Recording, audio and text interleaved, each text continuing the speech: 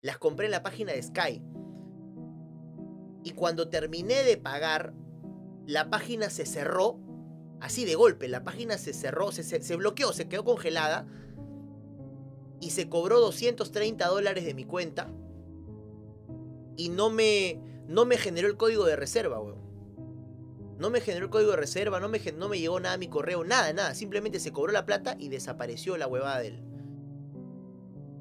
Yo llamé a la aerolínea, todo, me dijeron que no había nada, pero seguramente era porque el dinero no había salido del banco, o que sino que en las próximas horas iba a reflejar.